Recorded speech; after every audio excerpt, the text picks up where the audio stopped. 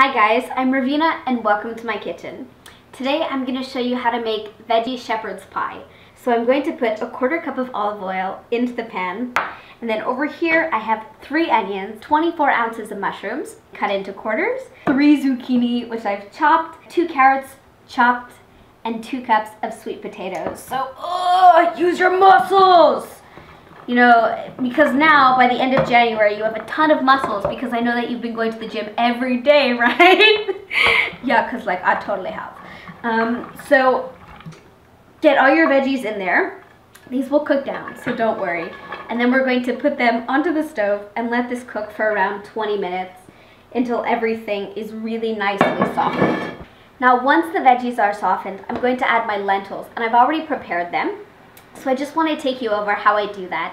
I take 2 cups of brown lentils, which I rinse really well under cold water, put them into a pot with 4 cups of water, and I added 5 bay leaves, brought it to a boil on the stove, turned the heat down to a simmer, and then let this cook for 45 minutes or until all the water was gone and the lentils were fully cooked through. Now the other thing that I'm working on are my potatoes. So I have around 10 cups of russet potatoes, which I've peeled and which I've cut into pieces. The smaller your potatoes, the faster that they cook. So I'm bringing a large pot of water to a boil.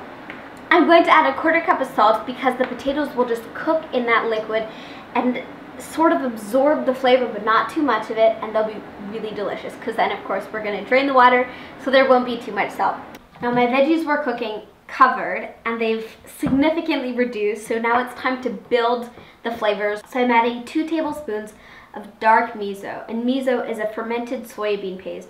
It's incredibly good for you and it has a really rich salty bite, and of course tomato paste, awesome tomato flavor, and it's a really deep tomato flavor, so it's great. And I'm going to add 1.5 cups of corn. I'm using frozen corn, and 1 cup of red wine. Now I just buy these, you know, adorable little bottles because we're not big red wine drinkers in my house, but if you have a bottle of wine open, obviously just use that. And then I have a few sprigs of thyme, and this is optional, you know, but I found some really nice fresh thyme in the stores. So I'm just going to pull it off the stalks and put that into my mix. And this is gonna go back on the heat and cook for another 5 or so minutes before I add my lentils. And when you add your lentils, the important thing to note is that you pick out your bay leaves because you don't want to end up with those in your final product. Once I added my lentils, I gave it a good stir, let it cook for a few more minutes, and then seasoned for salt and pepper. My potatoes are ready. I drained them well, obviously, and I'm starting to mash them. And over here, I have 2 cups of dairy-free milk. I'm using almond milk, but you can use soy or regular milk if you want. And I have 3/4 cup of olive oil.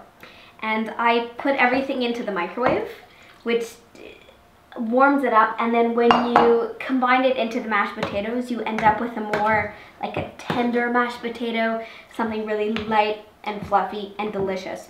I just put the mashed potatoes on top of the lentils, and then I used a fork to create little spiky bits, and that means that when we stick it under the broiler, they'll get really crispy. And then I sprinkled paprika on top just for some added color and a little bit of warm kick. So this is gonna go under the broiler for 10 minutes, or if you wanted to have this ready later or you don't have a broiler, stick it in at 375 for 30 minutes. It'll do the same job. You just want it sort of continuously warm through and the top really nice and crispy and bubbling. So let's get that going so we can give it a taste. Give me a second.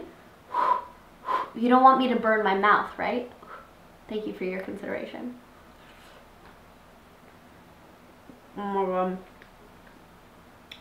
It's unlike any other veggie shepherd's pie because it has such a deep flavor. It's the wine, the tomato paste, the miso, the bay leaves, the thyme. It's just delicious. The mashed potatoes are creamy and decadent. This will serve so many people, or it freezes beautifully so that you can take it out in portions and eat it slowly. I really hope that you give this a shot. Subscribe for more recipes every single Thursday and every second Sunday.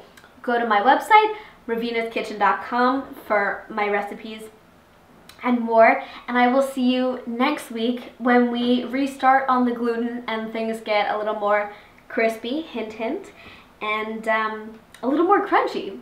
And in the meantime, I'm going to enjoy this, and I look forward to seeing you soon. Thank you for watching. Bye. We're going to take the other side and gently place the paper over, and then give it a squish. They've had about 10 minutes to cool, and I cannot wait to dive in.